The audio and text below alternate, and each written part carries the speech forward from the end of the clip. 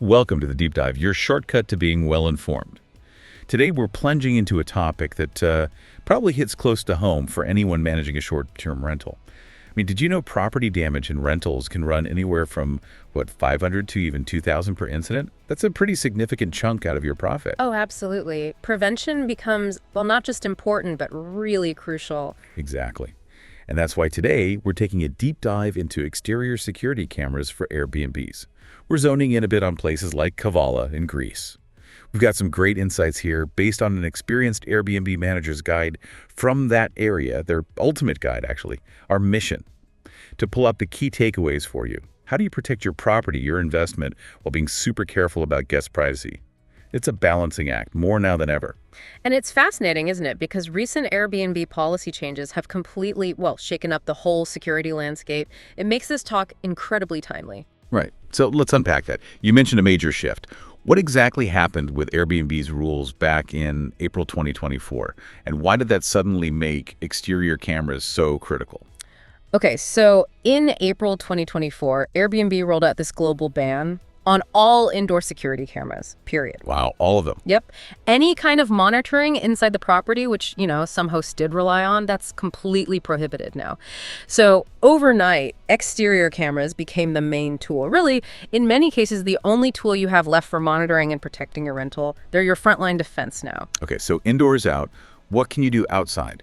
What does Airbnb allow for exterior cameras? Yeah. If you're a host in Kavala, where can you actually put these things? Good question. You can place them at front and back entrances. That's fine. Driveways, parking areas, garden perimeters, those are generally okay too. Even pool areas are allowed.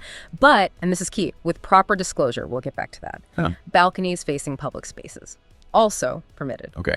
The common thread is these are all exterior spots where, there's less expectation of total privacy compared to inside. Makes sense. But what about the no-go zones? Where can't you put cameras, even if they're technically outdoors? Right. There are definite limits outside, too. You absolutely cannot put cameras inside, say, an enclosed outdoor shower. That's private. Same goes for private patio areas that are just for the guests. Or any spot where a camera could peep into the house through a window. Okay. And things like saunas or, the secluded little outdoor relaxation spots, definitely off limits. Basically, if it feels like a guest's private personal outdoor space, no cameras. Got it. Now, the guide really hammers home this idea of full disclosure. Sounds straightforward, but what does that actually mean? Are there common mistakes hosts make here? Yeah, it sounds simple, but the details matter. Full disclosure isn't just about ticking a box for compliance. It's about building trust. When you're transparent, it changes the dynamic. It's not spying. It's presented as a security measure for everyone's benefit. And practically speaking, this disclosure has to be crystal clear in your listing description before anyone clicks book. No surprises when they arrive. That's crucial for Airbnb rules and, local group privacy laws, too. Okay, understanding the rules is step one. But let's talk benefits.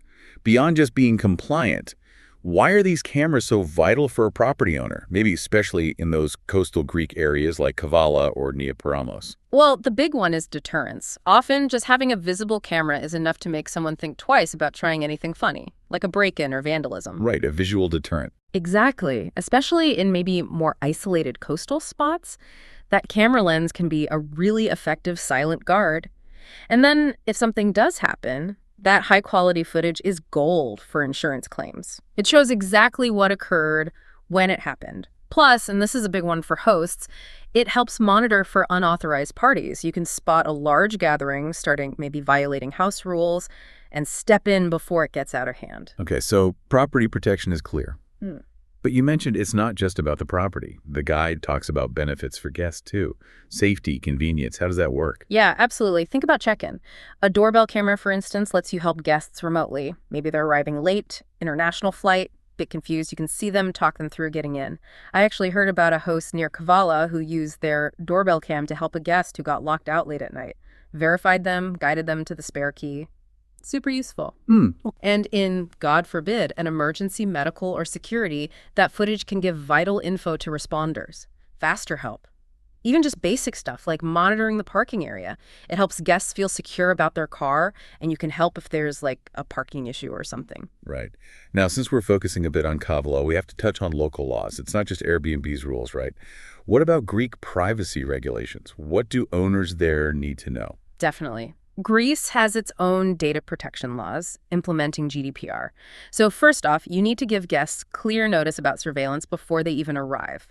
Recording has to be limited to those areas with a reduced expectation of privacy, like we discussed. Entrances, driveways, not private patios. Secure footage storage is vital too, along with clear rules on how long you keep the data, your retention policy. And guests can ask to see footage of themselves. Yes, exactly. If they appear in a recording, they generally have the right to access it. It's all about respecting their data rights under GDPR. Okay, national laws. Right. But what about specifically in Kavala? Are there extra local rules, maybe from the municipality or tourism office? There can be, yes. Local regulations in places like Kavala often add another layer. For example, cameras must not monitor neighboring properties. That's a big one. If you're monitoring any kind of public space like the street outside, you might need extra permissions. And sometimes, believe it or not, there are noise level rules for the equipment itself. Plus, registration with the local tourism office might actually be required for properties with cameras. Really? Registration? It can be a requirement. It just shows how you need to be aware of both the big picture, like GDPR, and the specific local rules. They definitely intersect. Okay, so let's say you're convinced you need cameras for your place in, say, Nia Iraklica.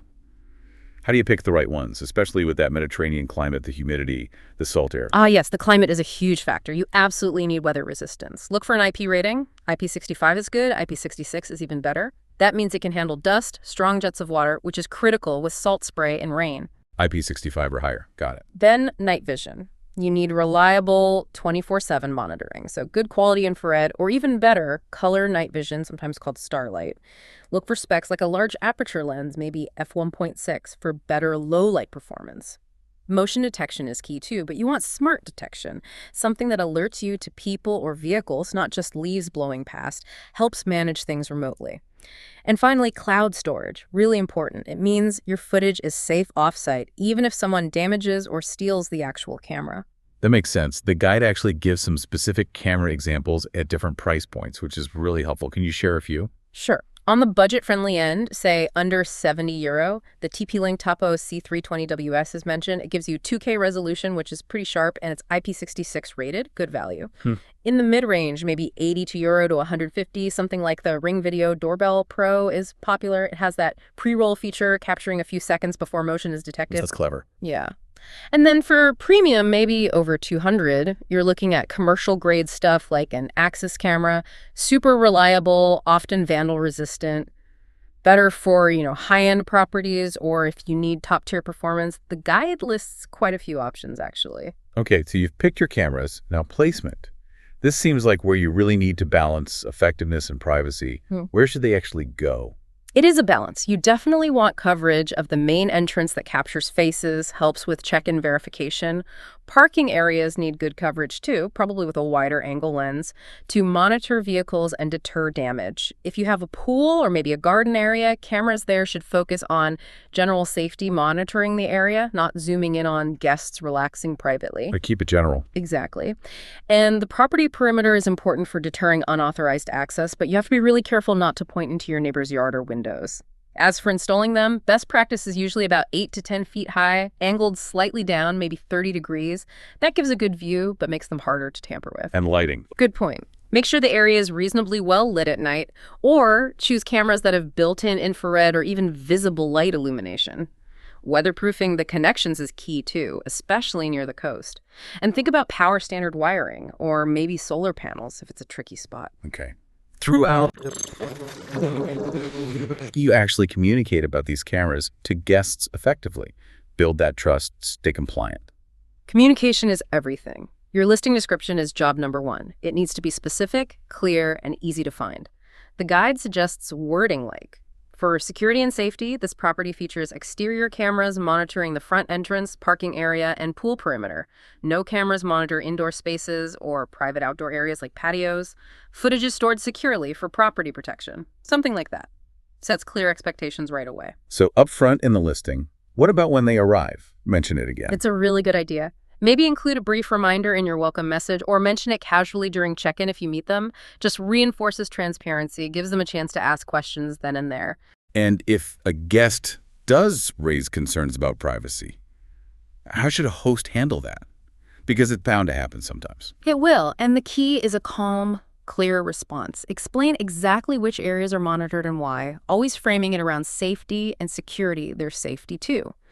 You could even offer, hey, let me show you exactly where the cameras are and what they see if they seem genuinely worried. That can build a lot of confidence. And always provide easy contact info so they can reach out if they have more questions later. It's about being open and reassuring. Okay, installation is done, communication is sorted. But these aren't set and forget, right? What kind of maintenance do these camera systems need, especially in that Greek coastal environment? No, definitely not set and forget. Routine maintenance is crucial.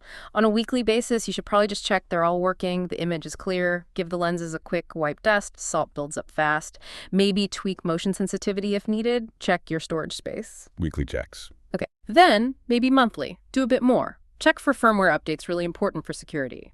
Inspect the actual hardware for any corrosion or damage. Test the night vision, and manage your stored footage archive or delete old stuff based on your policy.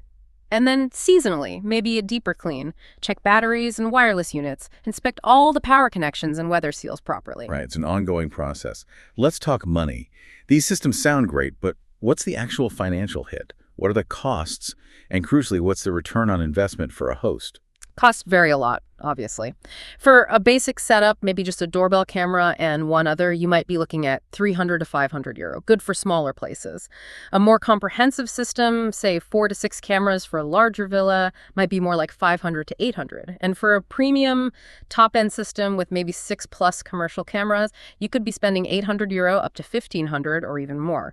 You can get these from places like Plazio, Public, eShop.gr in Greece. Okay, that's the outlay. What about the return? How does it pay off? Several ways. First, insurance. Many insurers give discounts, maybe 5% to 15%, for properties with monitored security. That's immediate savings. Then there's damage prevention. Like we said, preventing just one serious incident, a break-in, major vandalism, could easily pay for the entire system right there. Plus, guest perception. Properties that clearly state they have security often get better reviews for safety. Some research suggests this can boost bookings, maybe 10–20%. Guests feel more secure. Higher ratings, more bookings. Exactly. And finally, operational efficiency. Being able to monitor remotely saves time and potentially cost on physical property checks. And these cameras, they don't have to exist in a vacuum, right? The guide mentions integrating them with smart home tech. What kind of things are possible there? Yeah, that's where it gets really smart. Many modern cameras work with platforms like Amazon, Alexa, Google Home.